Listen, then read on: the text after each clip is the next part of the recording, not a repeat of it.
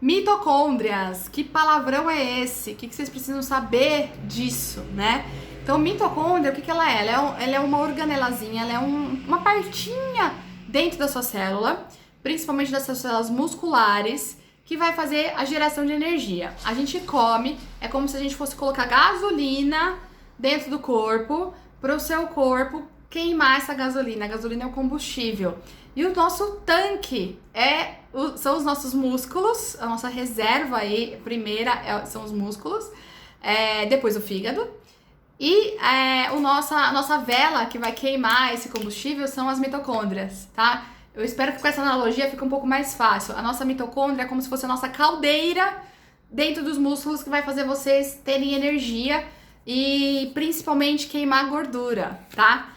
Então por isso que ela é tão importante. E como é que a gente deixa elas mais ativas, tá? Existem algumas formas da gente estimular essas mitocôndrias, tá? A gente tem um número X de mitocôndrias, é muito difícil a gente aumentar essas mitocôndrias, tá? Então, senão isso seria fácil, a gente resolveria o problema do mundo, era só ter mais mitocôndrias, tá?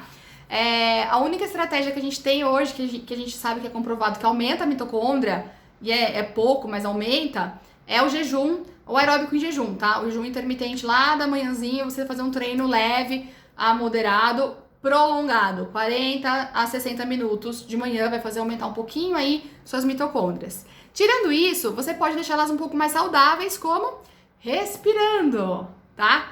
A oxigenação correta aí dos nossos tecidos, dos nossos músculos, a respiração, aquela 4-7-6 que eu falo pra vocês aí, de respirar em 4, segurar 7, soltar em 6, ajuda também na ansiedade, mas também ajuda a oxigenar melhor os nossos músculos e, consequentemente, as nossas mitocôndrias, tá? Segundo ponto que deixa elas bem ativas é água. Ela precisa de água para funcionar. Ela não funciona se vocês não derem água para ela. Ela precisa estar com o meio dela bem líquido para conseguir acontecer todas as reações de queima de gordura, tá? Então, água é importantíssimo aí pensando em emagrecimento. E um último ponto que eu vou falar um pouquinho para vocês são das enzimas oxidantes que a gente fala, tá? Dentro dessas mitocôndrias tem as enzimas que vão queimar as gorduras.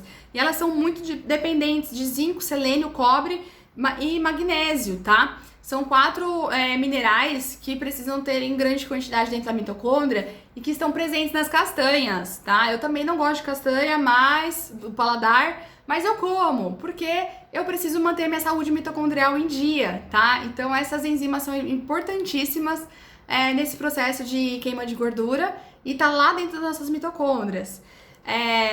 Então consumam castanhas, sementes, grãos, isso tudo tá presente demais nesses alimentos e também nos vegetais escuros, tá? Então uma couve refogada, um espinafre refogado vai ajudar bastante você a manter a sua saúde mitocondrial.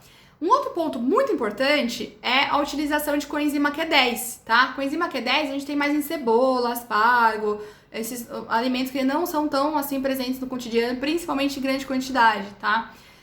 A coenzima Q10 eu gosto de passar bastante para processo neural, então quem está estudando precisa depender muito de memória, foco, concentração, ela ajuda bastante também. Mas ela também, para quem tem deficiência de coenzima Q10 lá dentro da célula do músculo, vai agir melhor as suas mitocôndrias, porque ela consegue entrar lá dentro, tá? E tem um aminoácido também que é a L-carnitina, tá? Tem vários estudos que falam que tem efeito, tem vários que falam que não tem efeito.